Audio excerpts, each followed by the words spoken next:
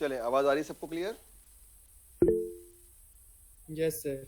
Yes sir. Shreyansh कुछ पूछना चाह रहे हो आप? श्रेयांश गुप्ता। सर एंडसेम ऑफलाइन होगा या ऑनलाइन? एंड सेम का जो भी नोटिफिकेशन है उसका जब टाइम टेबल आएगा, क्योंकि अभी एंड सेमेस्टर एग्जाम में अभी आप लोगों के टाइम है, ठीक है ना। अभी जो मिड सेम एग्जाम है, yes second sir. Mid semester का एग्जाम है, वो तो आपका ऑनलाइन ही होना है, जो कि नेक्स्ट मंडे से है। बाकी जहाँ तक बात है एंड सेम की, तो वो आपका 7 मार्च से 11 मार्च तक है। और आप लोगों को क्योंकि बुलाया है 14 मार्च से, I think 14 yes Holi sir. के बाद ही कल आपको एग्जाम की कल एग्जाम की हाँ सर, ब्रीफिंग 14 से ऑलरेडी है। परसों दे ही दी यार। 2 दिन पहले ऑनलाइन ही होना है, तो मैम ने बताई यस थी सर। अगले वाला। क्या एग्जाम की ब्रीफिंग हुई थी आप लोगों की डिपार्ट सीएस वालों की हुई थी ना, आईटी की नहीं हुई शायद? यस सर, हम लोग यस यस सर। सर। हाँ, क्या बोला था उसमें ब्रीफिंग में? सर वो ऑनलाइन का ही एक्सप्लेनेशन दे रहे थे कि ऑनलाइन में कैसे पीडीएफ जमा करें, कौन सी गूगल ड्राइव हाँ, में। तो बा ऑनलाइन दिया है तो फिर ऑनलाइन हो रहा होगा। उस बारे में एक्चुअली जो भी नोटिफिकेशन आएगा वेबसाइट में, जो आएगा नोटिफिकेशन आएगा वो ही मान्य होगा, ठीक है? क्लियर बेटा? Yes sir. कब तक आ जाएगा सर ये नोटिस? कब तक आ जाएगा? जैसे टाइम टेबल आ जाएगा। अभी तो 1 महीना है पूरा यार, आज तो 7 फरवरी है, आप लोग एग्जाम 7 मार्च से स्टार्ट है, पूरा 1 महीना है अभी तो, यस सर। है ना। और कुछ कुछ चीज़ें मैं सबसे पहले आपको बता दूं कि जैसा अपना पहले से डिसाइडेड था कि as per the academic calendar जो आप लोगों का मिड सेमेस्टर है वो 14 से 18 तक है। आज कल परसों 3 दिन में जो क्लास हो पाएगी उतना सिलेबस है। और 11 तारीख को भी अपन एक एक्स्ट्रा क्लास रखेंगे, वो रेमेडियल क्लास भी होगी और वो एक्स्ट्रा क्लास भी होगी, ठीक है ना। कोई प्रॉब्लम तो नहीं है 11 तारीख की एक्स्ट्रा क्लास में? मतलब इस हफ्ते 4 क्लासेस होंगी। सीआर और एसआर आप लोग अवेलेबल हैं अभी? जैनिल है, आ गया क्या? Yes sir. आया, वंशिका है, ठीक है। गिराज हाँ सर। ठीक है बेटा, अगर कोई दिक्कत हो फ्राइडे की 2 बजे की एक्स्ट्रा क्लास में तो आप लोग मुझे बता दीजिएगा, है ना। जी सर। कोशिश करेंगे कि जितना अपना 9 तारीख तक सिलेबस हो जाए। ट्रांसफार्मर में अब ज़्यादा कुछ बचा नहीं है, अपन ने स्टार्ट कर दिया है तो ख़त्म भी हो जाएगा। और 3 दिन में अपने न्यूमेरिकल प्रैक्टिस और जितना भी हो जाएगा उतना अपन करेंगे। और 11 तारीख को एक बार इसको रिवाइज करके देख लेंगे, अगर वो एक्स्ट्रा क्लास हो रही है या रेगुलर क्लास हो रही है उसको देख लेंगे अपन कि वो रेमेडियल क्लास है। एक चीज़ तो ये हो गई। यूनिट 5 में आपका एनालॉग इलेक्ट्रॉनिक्स और डिजिटल इलेक्ट्रॉनिक्स वो पूरा पोर्शन आएगा। तो मिड सेमेस्टर का जो अपना वो है आपका सिलेबस है, उसके लिए किसी को आप कोई डाउट तो नहीं है? मैंने इसलिए कल रात को ही भेज दिया था, मुझे याद आया कि आप लोगों को मिड सेम का सिलेबस बनाना है, तो मैंने रात को ही टेक्स्ट कर दिया था। बताए बेटा? No sir. है ना। तो मिड सेमेस्टर 2 में, और इस बार जैसे आप लोगों के पिछली बार 18, 19, 20 आ गए थे, कोशिश करना इस बार भी अच्छे नंबर आए, लेकिन थोड़ा सा मैं स्टैंडर्ड इस बार पेपर का बढ़ाऊंगा। और टाइम लिमिट उतनी ही रहेगी आपकी 30 मिनट्स, उसको मैं इंक्रीज नहीं करूंगा। अब कोई 50 मिनट नहीं, कोई 60 मिनट नहीं, कोई 40 मिनट नहीं, 30 मिनट्स रहेंगे और 20 क्वेश्चंस रहेंगे उसमें। दैट इज अपना of combined of theory and numerical, both theory and numerical दोनों रहेंगे उसमें। और पहली चीज, दूसरी चीज और तीसरी चीज ये है कि आपका 4th यूनिट में ट्रांसफार्मर का पोर्शन और 5th यूनिट पूरी। मिड सेमेस्टर 2 के रिगार्डिंग कोई डाउट हो किसी को, जो मैंने अभी अनाउंस किया है वो हो तो बताएं, नहीं तो फिर मैं आगे बढ़ूं। सर बोलो। सर जो मिड सेमेस्टर 2 है उसके बीच में सर एक हॉलीडे पड़ रही है, तो सर उस दिन मिड सेम होगा क्या? बिल्कुल होगा। Okay sir. 16 को आपकी रविदास जयंती है ना, उस दिन संत रविदास जयंती, तो वो उस दिन अपने क्लासेस वगैरह नहीं होंगी, लेकिन मिड सेमेस्टर एग्जामिनेशन होगा, क्योंकि वो कंटिन्यूएशन में है और आपको सिर्फ है ना अपना 1 आवर देना है बस उसमें, तो वो तो होगा, वो चेंज नहीं होता, ठीक है। Yes sir. और बताएं? ठीक है। उसके बाद जब मिड सेम हो जाएगा तो आपका टीचिंग एंड है 25 फरवरी, तो अपने पास 21, 22, 23 का डेट है। तो 21, 22, 23 में से 21 तारीख को सिर्फ एक दिन में ही जो यूनिट 4th का आपका पोर्शन बचेगा, डेट इज डीसी मशीन्स, तो वो मैं आपको एक्सप्लेन कर दूंगा। आधे घंटे लगेगा बस उसमें। वो मैं आपको मिड सेम के पहले इसलिए नहीं बता रहा क्योंकि उसका थोड़ा सा फिर मिड सेम पे आपको लोड आ जाएगा। तो मिड सेम में मैं आपसे पूछना चाह रहा हूँ कि यूनिट 4th पूरी देनी है या फिर सिर्फ ट्रांसफार्मर का पोर्शन देना है, क्या रोटेटिंग ट्रांसफॉर्मर सर आपको ट्रांसफॉर्मर तो ट्रांसफार्मर ठीक है। मतलब डीसी एसी मशीन नहीं देना ना, नो सर सर वो हो भी नहीं पाएगा एक्चुअली। अगर वो देना है तो फिर एक क्लास मेरे को संडे को लेनी पड़ेगी, तो वो मैं इतना लोड नहीं दे रहा क्योंकि आप लोग ऑलरेडी एनालॉग और डिजिटल पढ़ चुके हैं। तो यूनिट 5th पूरी है, 4th पूरी हो जाएगी और 21 तक आपका सिलेबस कंप्लीट हो जाएगा। फिर 22 और 23 तारीख का जो टाइमिंग है, 22 तारीख को मैं अपनी क्लास इंटरचेंज करूंगा। 11 से 12 की जो मेरी क्लास होती है ट्यूसडे की, उसको मैं 12 से करवाऊंगा। मैं बात कर लूंगा अभिलाष सर से या गौतम सर से, शायद उसी सिविल की होती है शायद। तो अपना 12 से 2 प्रेजेंटेशन चलेंगे। हो सकता है वेडनेसडे को आपका 12 से लेकर 5 बजे तक पूरा मैं इसमें इलेक्ट्रिकल के उसमें ही पूरा आपका स्लॉट बुक कर दूं 22 तारीख को, ठीक है ना? 22 नहीं सॉरी 23 फरवरी को जो आपका नेक्स्ट वेडनेसडे रहेगा, क्योंकि स्किल बेस्ड मिनी प्रोजेक्ट के प्रेजेंटेशन आपके 23 तारीख को होने हैं और जो प्रोफिशिएंसी टेस्ट का जो प्रेजेंटेशन है वो आपके 21, 22, 23 तीनों दिन होने हैं। Got my point? और 25 तारीख तक आप बिल्कुल के बाद बिल्कुल फ्री आप लोग। फिर जिस दिन प्रैक्टिकल वाइवा होगा, और एक चीज ध्यान रखना है, जब भी आपका प्रेजेंटेशन होगा तो जैसा मैं कैमरा ऑन करके अपना आपका लेक्चर लेता हूं, तो each and every student has to open his camera during his presentation और वाइवा। मतलब सपोज करो वो मैं आपका शेड्यूल बनाऊंगा, जैसे मान लीजिए CS में अपने प्रोफिशिएंसी का अलग रहेगा और स्किल बेस्ड मिनी प्रोजेक्ट के जो ग्रुप्स बन गए हैं, मैं उसका एक गूगल फॉर्म बना के या सर्कुलेट कर दूंगा। तो जो ग्रुप लीडर्स हैं वो ही उस गूगल फॉर्म को भरेंगे, इसलिए ग्रुप लीडर्स बनाए गए थे, ठीक है।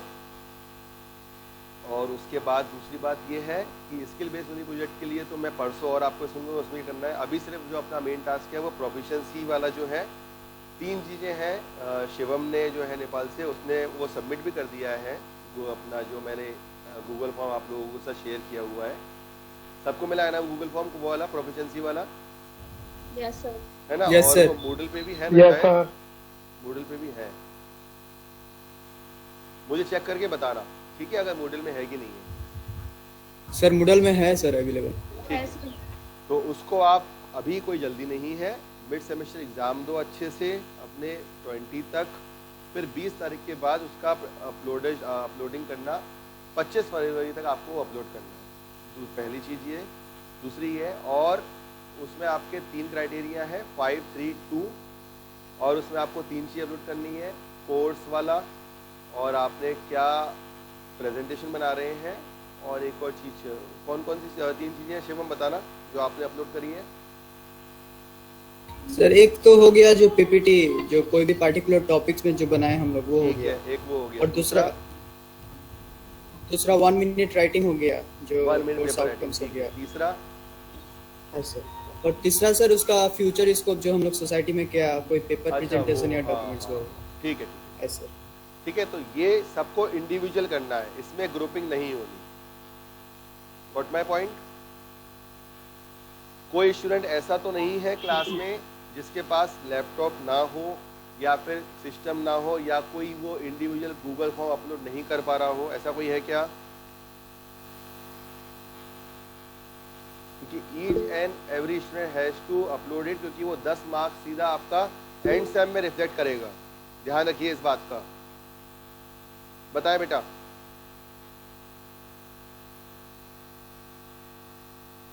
कुछ पूछ रहे हो? गौरी, क्या नाम है इसका? नाम भूल गया मैं।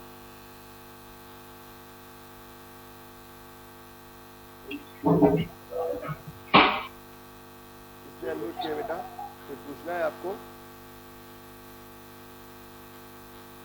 ठीक है।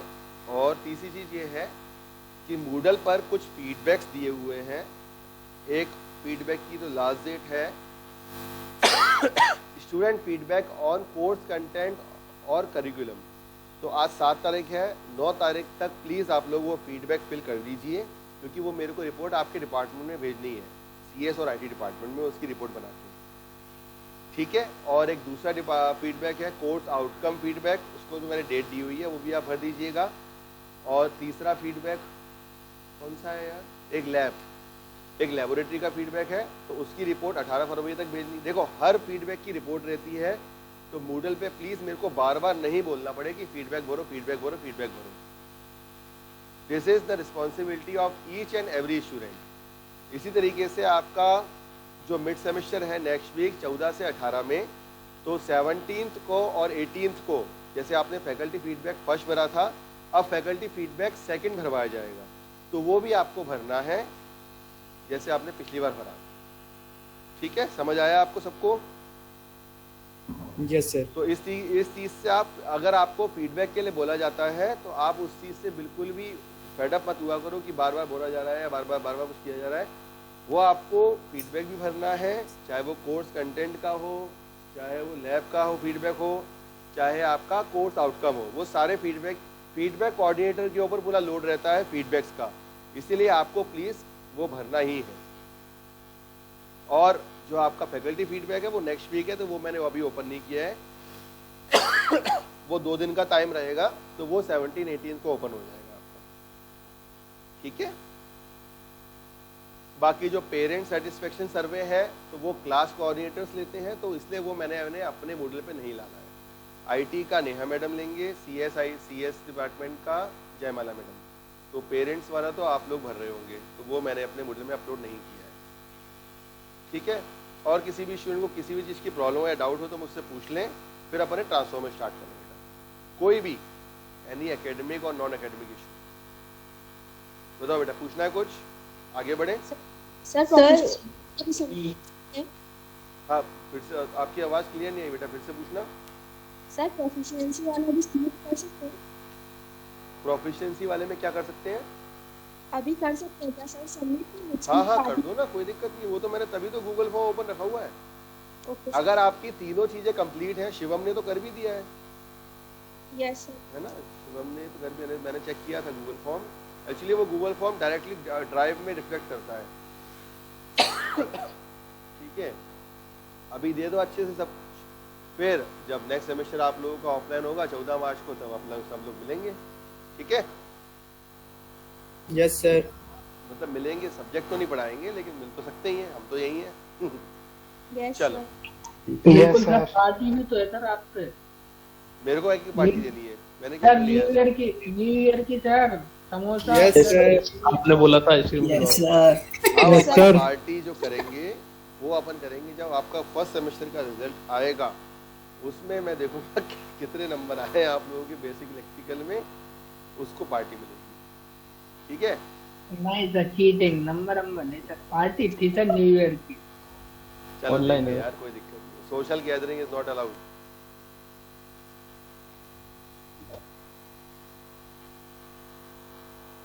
एक घंटे बाद आया, 1:30 बजे के बाद क्लास होगी, ठीक है ना। तो फिर तब की बात, अभी तो 1 महीना है, पहले उससे पहले मिड सेम है, प्रेजेंटेशन है, असाइनमेंट है। बेटा ये 1 महीना कैसे निकलेगा ना, छू मंतर पता भी नहीं लगेगा, इसलिए आप थोड़ा सा ध्यान दो, अब मस्ती वस्ती सब छोड़ दो, ठीक है ना। फालतू की चीज़ें, पढ़ाई में ध्यान दे दो। मैं तो शुरू से यही कह रहा हूँ, ज़रूरी है आप लोगों के फ्यूचर के लिए, स्कोप के लिए, क्योंकि क्या है ना, अगर 5th सेमेस्टर में कैंपस आता है, 5th में या 6th में, तो from the first semester onwards आपका SGPA पूरा रिफ्लेक्ट करता है। SGPA जो सेमेस्टर की ग्रेड्स होती हैं, उससे आपका CGPA बनता है, CGPA से फिर कंपनीज पे रिफ्लेक्शन आता है, तो इसलिए ज़रूरी है, ठीक है। तो यहाँ तक तो सब ये बातें थी। ट्रांसफार्मर अपन ने स्टार्ट किया था, तो ट्रांसफार्मर के बारे में आपको सब कुछ बताया था। अब लास्ट क्लास में कुछ कम स्टूडेंट्स थे, क्योंकि मैंने वो रिशेड्यूल करी थी। पहली क्लास ऐसी थी जो रिशेड्यूल करनी पड़ी थी, क्योंकि उस दिन मेरी तबीयत बहुत ज़्यादा ख़राब थी, इसलिए करनी पड़ा था। 2 तारीख का, फिर 3 तारीख को ली थी वो क्लास, ठीक है। उसका रिकॉर्डिंग और यूट्यूब मैंने आपको भेज ही दिया था, नोट्स भी भेज दिए थे। तो मैं एक बार बस उसको रिवाइज करा देता हूँ 3 तारीख वाला, फिर अपन स्टार्ट करते हैं उसका फेजर डायग्राम। ये 2 न्यूमेरिकल कराए थे, ठीक है, उसका ये स्टेटमेंट, ये सॉल्यूशन, ये उसकी फ्लक्स की वैल्यू में मैंने कैलकुलेट कर दी थी। और हाँ ये बेटा ये न्यूमेरिकल अपन ने सॉल्व किया था ना, numerical number 2 students Yes, sir. को थे। सर इसके आंसर में चेंज आ गया है बेटा, कुछ मैंने गलती कर दी थी सॉल्व कराते टाइम। वो E2 से नहीं होगा ये न्यूमेरिकल आपका E1 से सॉल्व होगा, बिकॉज यहाँ पे अभी प्राइमरी वोल्टेज दिया हुआ है और सेकेंडरी वोल्टेज नहीं दिया हुआ है। भले ही आपको टर्म्स दे दिए हैं N1 N2, लेकिन ये E1 से होना है आपका, ठीक है।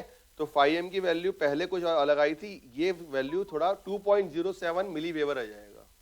इसको सही कर लो आप लोग, ये वाली वैल्यू और ये BM की वैल्यू, ये सही कर लीजिए बेटा आप लोग। इससे फिर आपका E2 ये आएगा 115, ठीक है। Got my point?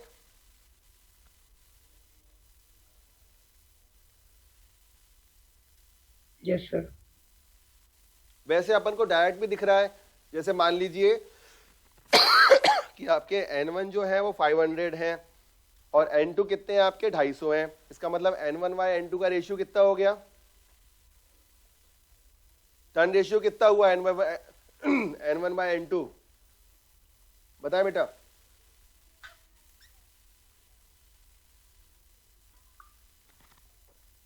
N1 bye N2 कितना हुआ इस न्यूमेरिकल में? 2:1. N1 अपॉन N2 पूछ रहा हूं यार मैं, turn ratio. I am not talking about the transformation ratio.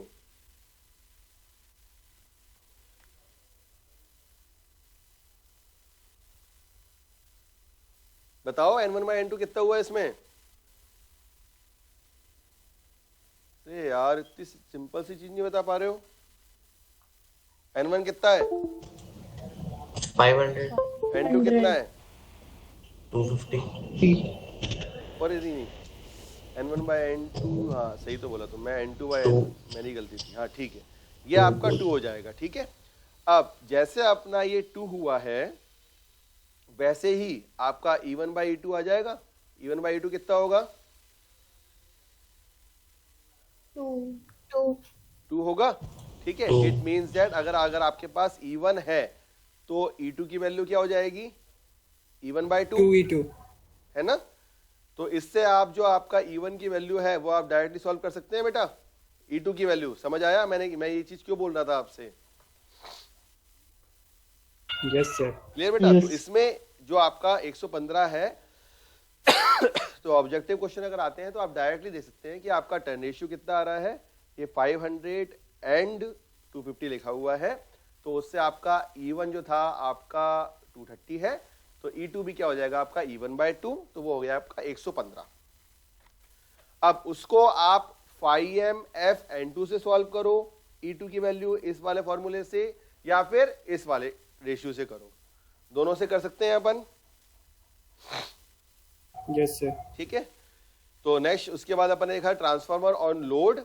Load में अपन ने क्या, मैंने आपको क्या बताया था, आप लोगों ने रिकॉर्डिंग भी सुनी होगी कुछ स्टूडेंट्स ने। एक आपका रहेगा I1 करंट, दूसरा रहेगा आपका I2 करंट। I1 करंट से जो फ्लक्स रहेगा वो आपका क्लॉकवाइज रहेगा 5 फ्लक्स। I2 करंट से जो फ्लक्स रहेगा वो एंटी क्लॉकवाइज रहेगा 5 फ्लक्स। 5 की वैल्यू का सेकेंडरी फ्लक्स को अपन को कम करना है, इसीलिए अपन एक एडिशनल फ्लक्स इसमें फ्लो करा रहे हैं। और एडिशनल फ्लक्स की वैल्यू जो आ रही है वो कितनी आ रही है आपकी? 5 डैश, है ना। वो किसकी वजह से आया? जो आपने एडिशनल करंट एक फ्लो कराया, दैट इज I1 डैश, है ना। इस वाले डायग्राम में जो लिखा हुआ है फ्लक्स का जो रोल बताया है, इसमें किसी को डाउट है बेटा? बताएं, आगे बढ़ू।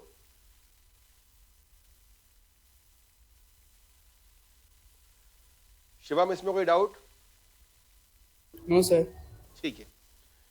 उसके बाद ये इसकी थ्योरी बताई थी मैंने आपको, तो ये आप लोग पढ़ ली होगी आपने।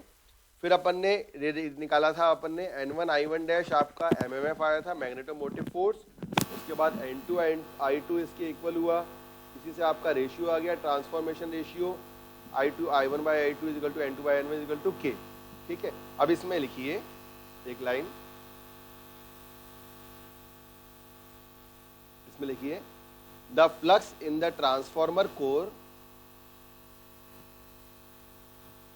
The flux in the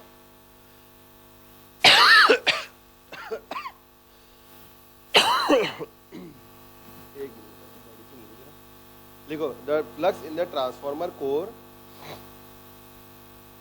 remains, the flux in the transformer core remains almost constant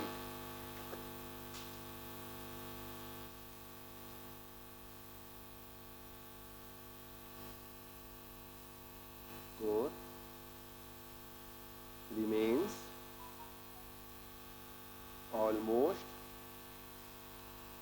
constant from no load to full load। ठीक है, इसका मतलब ये है कि ट्रांसफॉर्मर में जो फ्लक्स रहता है NL मतलब नो लोड टू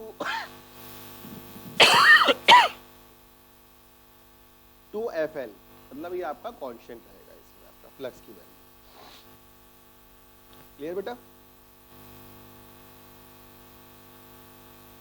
एक कंसेप्ट और लिखिए, since the voltage drop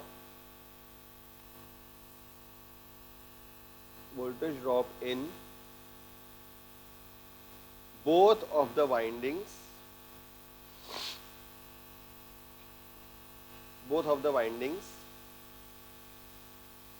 of the transformer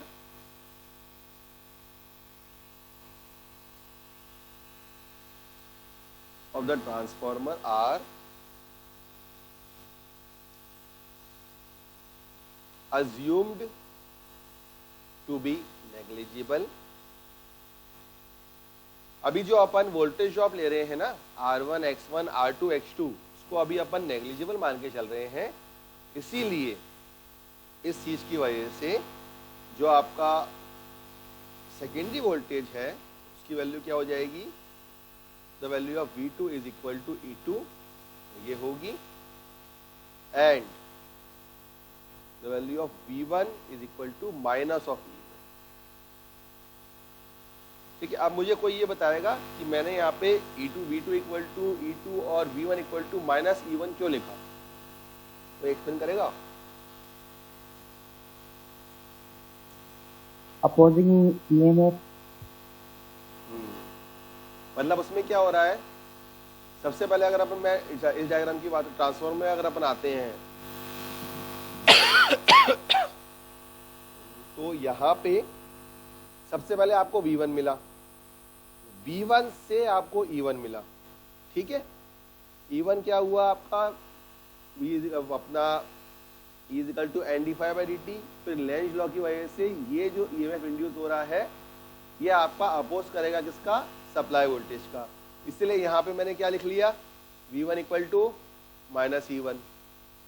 समझ आया? बताओ। Yes sir. अब आपके पास क्या है, N1 भी है और N2 भी है। अब इस N1 की वजह से, N2 की वजह से और पाई की वजह से यहाँ पे जो EMF इंड्यूस हो गया वो कौन सा EMF इंड्यूस हुआ आपका, E2 हुआ, E2 सर, है ना। और लोड में जो वोल्टेज आपका अवेलेबल है वो कौन सा वोल्टेज अवेलेबल हो रहा है यहाँ पे, V2। तो उसकी वजह से यहाँ पे जो आपको इक्वेशन मिली वो क्या मिल गई, E2 is equal to V2। समझ आया कंसेप्ट? ठीक है, यस सर। अब अपन देखेंगे इसका फेजर डायग्राम। डालिए फेजर डायग्राम। ये एक तरीके का अपना इसको अपन आइडियल ट्रांसफॉर्मर मान के चलते हैं, क्योंकि अभी यहाँ पे अपन ने लॉसेस कंसिडर नहीं करी हैं और अभी अपन ने वाइंडिंग के ड्रॉप्स कंसिडर नहीं करे हैं। तो इसमें लिखिए heading phasor diagram for an ideal transformer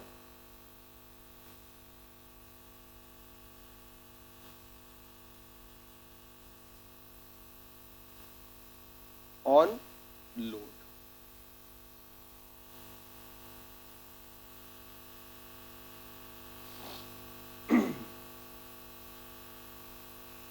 no load से फुल लोड में लोड का मतलब ये है कि सबसे पहले आपका नो लोड कंडीशन थी, फिर आप फुल लोड में आए हैं। नो लोड से फुल लोड जैसे ही आप आए हैं तो जो कांस्टेंट चीज है वो है आपका फ्लक्स। तो सबसे पहले मैंने यहां बना दिया 5 लाइक दिस। बनाओ जल्दी, बनाया?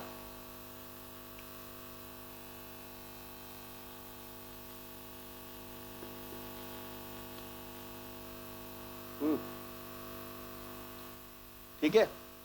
अब क्योंकि यहाँ पे अपना करंट की वैल्यू जो है वो जब अपन लोड कंडीशन में आएंगे ना बेटा, तो उसमें आपका एक अपन ने एडिशनल करंट लिया हुआ है। ठीक है। अब एडिशनल करंट मुझे कोई बताएगा कि अपन ने कौन सी वाइंडिंग में लिया है, प्राइमरी में या सेकेंडरी में? सेकेंडरी नहीं, प्राइमरी में कर रहे हैं यार, है ना। तो सबसे पहले प्राइमरी में ले रहे हैं, इसीलिए जिस डायरेक्शन में आपका वोल्टेज रहेगा, ध्यान से समझिएगा। जैसे मान लीजिए ये मेरा वोल्टेज हो गया V1, ठीक है, और इसी डायरेक्शन में क्या हो जाएगा, मेरा कौन सा करंट मिलेगा मेरे को? मेरा एडिशनल करंट, I1 डैश, है ना। और जो नो लोड करंट है, अब वो नो लोड करंट एक्चुअल में वो उस फाई के रिस्पेक्ट में नहीं रोटेट करेगा, उस नो लोड करंट में थोड़ा सा डिफरेंस आ जाएगा। किसका? आपका एंगल का, और वो एंगल रहेगा आपका फाई नॉट, ये वाला एंगल, है ना। और इसमें आपका आई नॉट करंट हो जाएगा। अब जब अपन इस I1 को और I1 डैश को, इन दोनों का वेक्टर एडिशन करेंगे, तो उससे फिर आपको फाइनली जो करंट मिलेगा, that current will be the I1 current. समझ आया? लाइक दिस, ये ऐसे, ये ऐसे, क्योंकि लोड कंडीशन आ गई है ना, तो I2 का इफेक्ट आपका प्राइमरी करंट में भी पड़ता है लोड के कारण, और उसका रिफ्लेक्शन फेजर डायग्राम में भी आता है। तो ये आपका I1 हो गया, और V1 और I1 के बीच में जो फेज डिफरेंस रहेगा, दैट इज द फाई 1 फिर से रिपीट कर रहा हूं। सबसे पहले मैंने बनाया फाई, फिर मैंने बनाया वोल्टेज। अब वोल्टेज में मैंने देखा कि एडिशनल करंट मेरा कौन सा फ्लो हो रहा है, I1 डैश फ्लो हो रहा है। I नॉट जो है वो आपका कहाँ जा रहा है, आपकी वाइंडिंग में जा रहा है। वाइंडिंग में I1 डैश भी जा रहा है, लेकिन I1 डैश को अपन मेनली बेसिकली एक एडिशनल करंट की तरह फ्लो करा रहे हैं, उसका रिफ्लेक्शन अपन वाइंडिंग में नहीं ले रहे हैं। इसीलिए I1 डैश को और V1 को मैंने लैग नहीं किया है। आपको दिख रहा होगा कि जो फाई नॉट एंगल है और फाई 1 एंगल है, ये दोनों आपके लैगिंग एंगल है। क्यों? क्योंकि इसमें I नॉट और I1 दोनों करंट लैग कर रहे हैं। समझ आया? एक नो लोड करंट का एंगल लैग कर रहा है आपका, और एक आपका ये आपका जो मेन करंट था I1, वो आपका एंगल लैग कर रहा है, करंट लैग कर रहा है। तो जो फाइनल जो करंट है वो आपका V1 और I1, ये दोनों आपके करंट, ये आपका करंट बन रहा है I1 करंट, है ना। अब जो I2 करंट है, कोई मुझे बताएगा अब मेरा I2 करंट कहां बनेगा?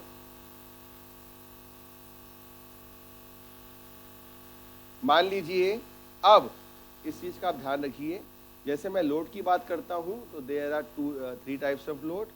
नंबर 1 इज द, देखो ये ऊपर वाला जो पोर्शन अपनी अभी अपन ने बनाया है ना, ये सबके लिए सेम रहेगा। अब जो नीचे वाला पोर्शन है अपना, मतलब सेकेंडरी साइड का जो पोर्शन है वो डिपेंड करेगा लोड पे, रेजिस्टिव लोड है या फिर इंडक्टिव लोड है या फिर कौन सा लोड है, कैपेसिटिव लोड। कैपेसिटी। समझ आया? ऐसा क्यों बेटा, रीजन बताओ इसका।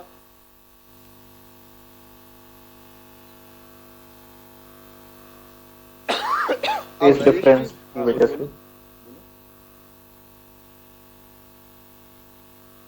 बोलो बेटा बोलो। फेज डिफरेंस की वजह से sir. Phase difference, very good. अब जो आपका फाई टू फेज डिफरेंस आएगा ना, जो आपका फ्लक्स आ रहा है वो आपका किस किस के में होगा, आपका इंडक्टिव लोड में होगा, किस किस के बीच, V2 एंड I2 के बीच, और कैपेसिटिव लोड में होगा V2 और I2 के बीच। समझ आया? इंडक्टिव लोड में इसका जो बिहेवियर होगा V2 I2 का वो कैसा होगा, लैगिंग लीडिंग, करंट लैग करेगा लीड करेगा, करंट करेगा सर। और Lag. इसमें कैपेसिटिव में लीड करेगा। लीड करेगा। लीड। ठीक है ना, मतलब मैं इसमें डायरेक्शन में बताऊँ, I2 करंट लैग करेगा, कैपेसिटिव में I2 लीड करेगा। और V2 एंड I2 ये आपका रेजिस्टिव में क्या रहेगा, इन फेज, सेम में रहेगा। Same phase. ठीक है, सेम फेज में रहेगा। इसका मतलब ये है कि अब अपन जो V2 I2 बनाएंगे वो आपका एक ही डायरेक्शन में रहेगा। अब क्योंकि V1 आपका ऊपर बना है, V1 के अपोजिट क्या आ जाएगा, बताए बेटा। जो दूसरी जो ब्रांच आएगी वो कौन सी होगी, सर E1। E1। ठीक है, चलो ये मैंने बना दिया E1। क्यों? क्योंकि V1 equal to minus of E1। ठीक है, अब मान लो सेकेंडरी वाइंडिंग मेरा ज्यादा हो रहा है तो मैंने इसको E2 मान लिया। यहाँ पे पहले मैंने बताया था ना ये चीज आपको, यस सर। E2 की वैल्यू किसके बराबर हो गई, V2 के बराबर हो गई। गॉट? Yes sir. अब I2 कहाँ बनेगा बताओ,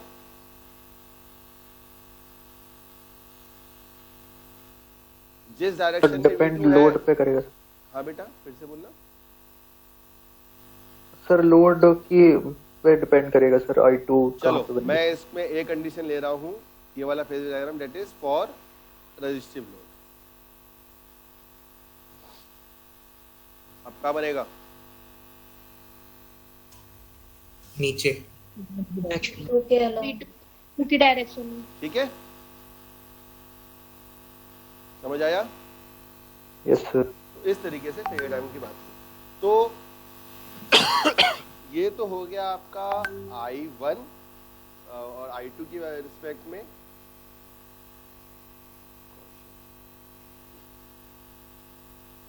एक मिनट जरा होल्ड करना, बनाओ ये डायग्राम फटाफट, मैं आपको रिप्लाई दे रहा हूँ देने के लिए।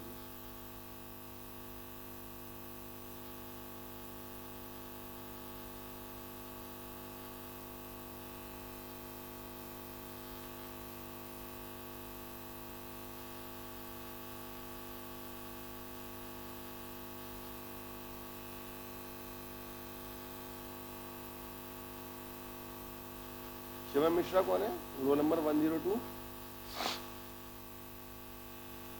है, अभी प्रेजेंट है। शिवम CS 102। Yes sir. क्या हो गया, अटेंडेंस मार्क नहीं, कब की अटेंडेंस चाहिए आपको? Sir 3 sir.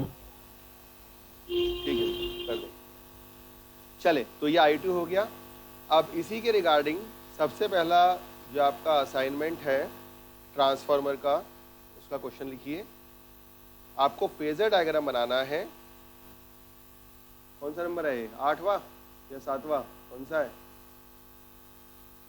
8वां। This is the last assignment of BEEE। ठीक है, लास्ट क्या, तो टीचिंग एंड होने वाली है।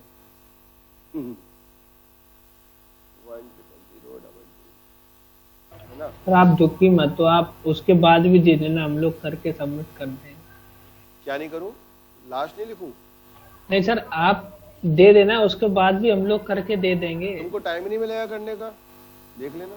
अभी प्रोफिशिएंसी का लोड आ जाएगा, फिर स्किल बेस्ड प्रोजेक्ट का लोड आ जाएगा, क्या क्या कर लोगे? इंसान है यार, 2 हाथ 2 पैर 2 आंखें ही रहती हैं बस, और क्या करना है। असाइनमेंट कर ही नहीं पाओगे इसके बाद। मिड का लोड है, फिर प्रैक्टिकल का लोड, फिर एंड का लोड। एंड भी लगातार हो रहे हैं 5 दिन, और आपका तो ये ऑनलाइन है इसीलिए इस वजह से है, ऑफलाइन होते तो उसमें गैप मिलते हैं। सर आप दूसरे सेमेस्टर में दे देना। दूसरे में पढ़ाएंगे ही नहीं यार, तुम मिलोगे ही नहीं। चलो, draw a neat phasor diagram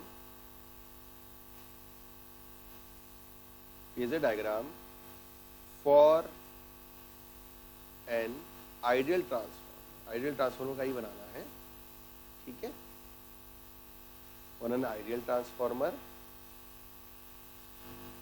number A है आपका ये इंडक्टिव लोड, रेजिस्टिव के तो आप बना ही चुके हैं बेटा, और नंबर बी है आपका कैपेसिटिव लोड।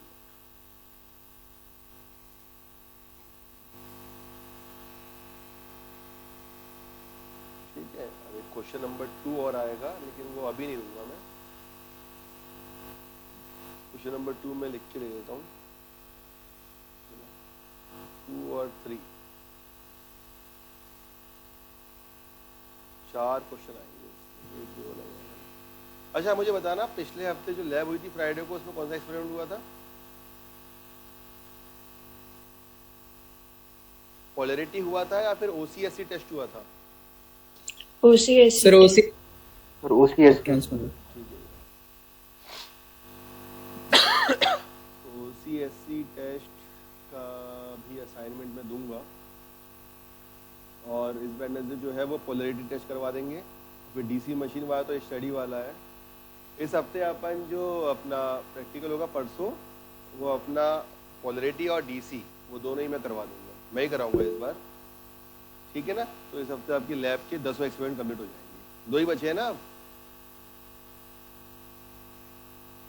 क्योंकि यस सर। नेक्स्ट वीक आपकी अपना लैब होनी नहीं है, मतलब मिड सेम है, और उसके नेक्स्ट वीक आपका स्किल बेस्ड मिनी प्रोजेक्ट रहेगा, उसका प्रेजेंटेशन रहेगा 1 to 1 सभी को देना है वो बैच वाइज, और जो बैच आएगा उसका कैमरा ऑन रहेगा, तो जिनका भी मोबाइल फ़ोन या लैपटॉप में कैमरे की दिक्कत है वो सही करवा लें अपना, ठीक है। और दूसरा उसके बाद आपका टीचिंग एंड है, तो 8 तारीख को चीज़ करा देंगे, मतलब परसों मैं दोनों करा दूँगा, डीसी और वो पोलैरिटी दोनों, मतलब 10 और रिवाइज करा दूँगा। जिस भी प्रैक्टिकल में आपको डाउट हो तो कोई भी किसी भी प्रैक्टिकल में पूछ सकता है मुझसे, ठीक है। लिख लिया बेटा ये क्वेश्चन?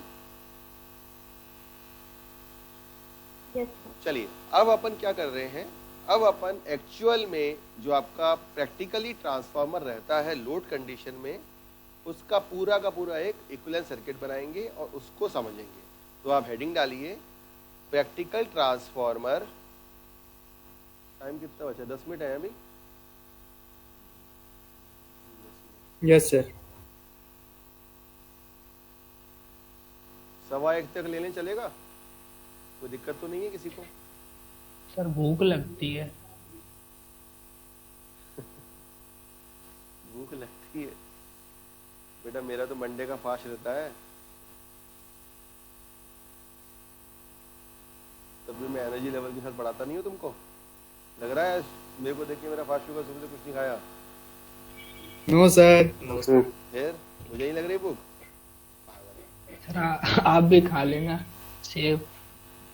सेब तो रखा हुआ है। चलो लिखो इसमें, इन एक्चुअल ट्रांसफार्मर, ठीक है, 1 बजे मैं बंद कर दूंगा, है ना। इन actual transformer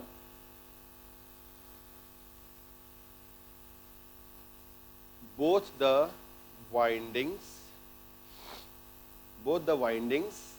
primary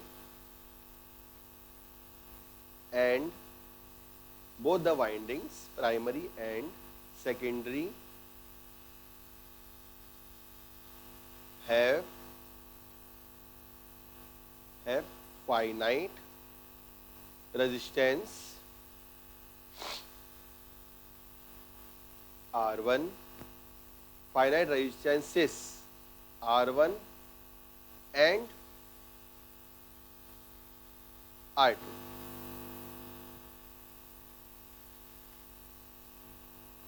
Which causes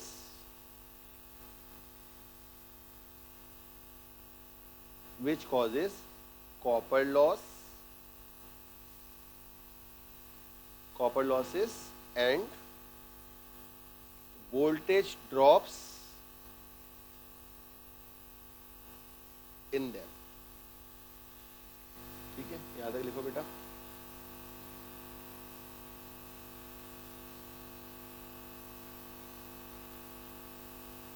लिखा इतना? Yes, sir. Yes, sir. Yes, sir. In addition to it,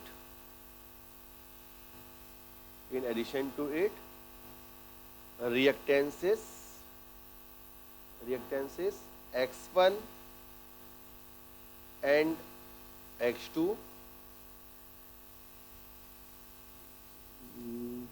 ठीक है, reactances X1 and X2 are also available आएगा, प्रेजेंट आएगा, are also drawn कर देते हैं, उसको ड्रॉ करेंगे ना, ड्रॉन। ठीक है, लिख लिया यहाँ तक? Yes, sir. Yes, sir. चलिए, तो अब मैं नेक्स्ट स्लाइड में आ जाऊं। इसका मतलब ये है कि यहाँ पे अब जो मेरा ट्रांसफार्मर बनेगा वो इस तरीके से बनेगा, लाइक दिस। R1 X1 ये आपका वाइंडिंग हो गया, प्राइमरी वाइंडिंग, लाइक दिस। ठीक है, ये मैंने लॉस वाली इसमें नहीं लगाई है, ब्रांच है ना। उसके बाद इसी तरीके से मान लीजिए ये आपका सेकेंडरी वाइंडिंग, R2 X2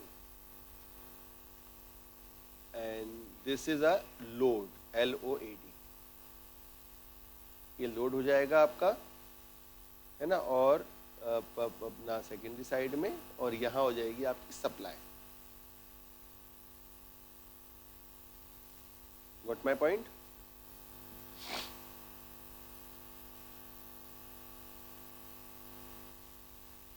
ठीक है ना, ये हो गया आपका V1, ये हो गया आपका R1, ये हो गया X1।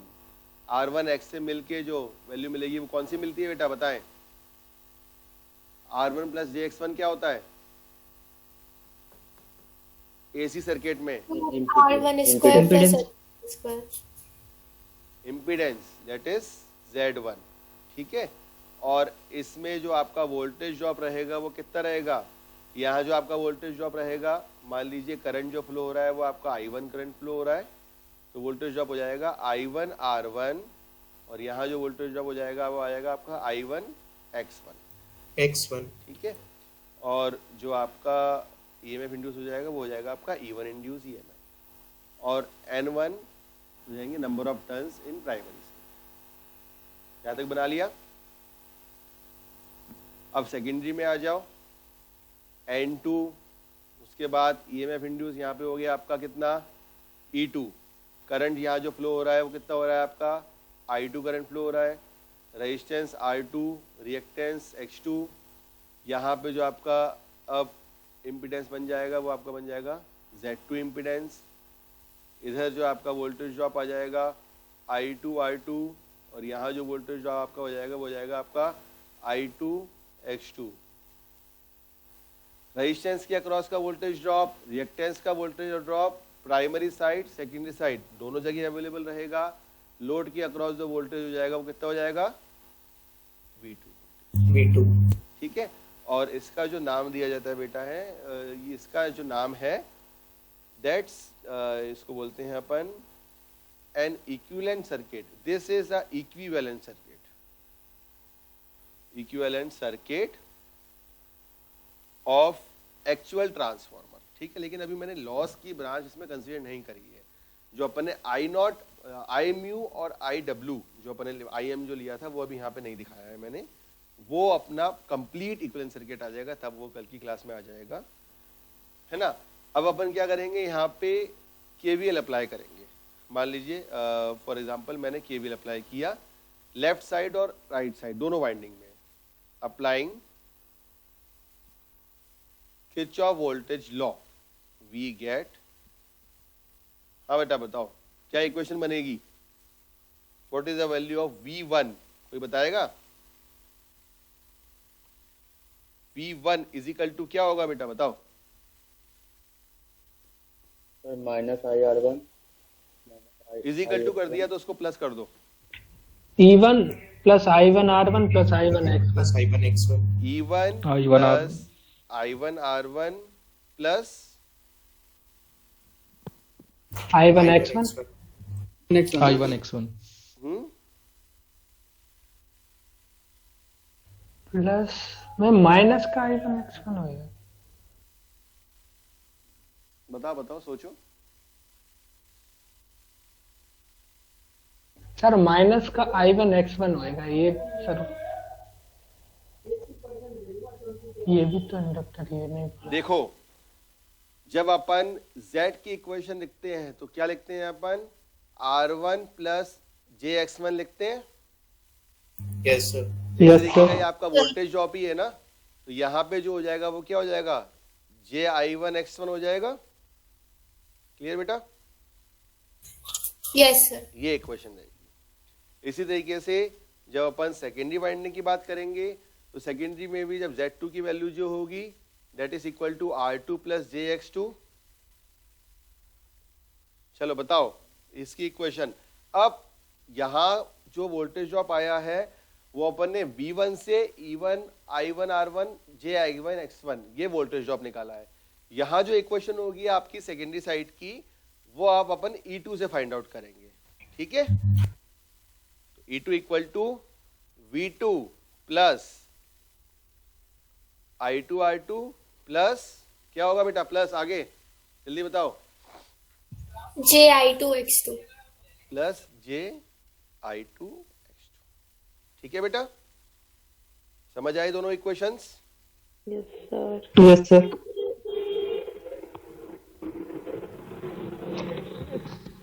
है ना। और ये जो आपकी वैल्यू है बेटा यहाँ पे, इसकी अपन जब बात करेंगे Z1 की और Z2 की, जो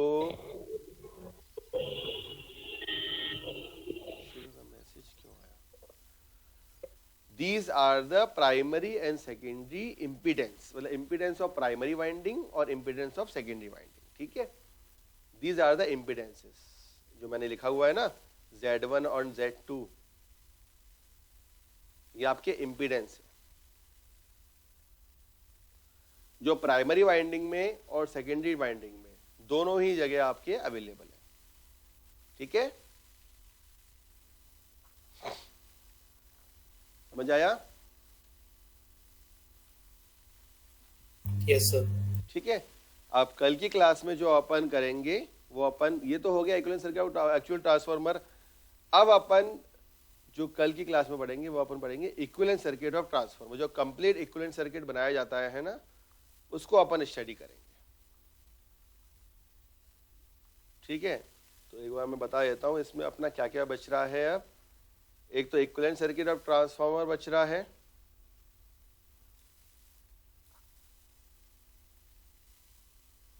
एक मिनट में सिलेबस की कॉपी निकालूं। इक्विवेलेंट सर्किट ऑफ ट्रांसफार्मर अपना है, सिलेबस का चला गया, ये रहा। सिंगल फेज ट्रांसफार्मर हो गया आपका, और उसके अलावा आपका basic concept, construction, working principle, ideal transformer हो गया, फेजर डायग्राम हो गया, एट नो लोड हो गया, लोड हो गया, वोल्टेज करंट ट्रांसफॉर्मेशन हो गया। अब अपना बचा है equivalent circuit, voltage regulation, losses और एफिशिएंसी। टेस्टिंग ऑफ ट्रांसफार्मर, क्योंकि आप OCSC टेस्ट पढ़ चुके हैं लास्ट लैब में, तो उसको भी मैं बता दूंगा। तो परसों और कल इसका थोड़ा सा थ्योरी का क्वेश्चन बचेगा, और परसों ही क्लास में इसमें एफिशिएंसी के और OCSC टेस्ट के इसके अपन न्यूमेरिकल्स करेंगे। ठीक है ना? Yes sir. Yes sir. ठीक है, तो कल जो अपन इक्विवेलेंट सर्किट करेंगे उसको फिर अपन रिफर्ट करेंगे प्राइमरी साइड, उससे फेजर डायग्राम देख लेंगे। फिर जैसे ही अपना इक्विवेलेंट सर्किट होगा फिर उसके बाद अपन वोल्टेज रेगुलेशन देख लेंगे। वोल्टेज रेगुलेशन से फिर आपका एफिशिएंसी आ जाएगा। और फिर आपका टेस्टिंग ऑफ ट्रांसफार्मर वो कल बता दूंगा। फिर परसों अपन इसका न्यूमेरिकल कर लेंगे और एक ऑटो ट्रांसफार्मर भी 2 मिनट लेगा, ऑटो ट्रांसफार्मर को टॉपिक भी कर लेंगे, ठीक है। तो ट्रांसफार्मर बेटा आप अच्छे से देखिएगा, है ना। और जो वो है आपका क्या कहते हैं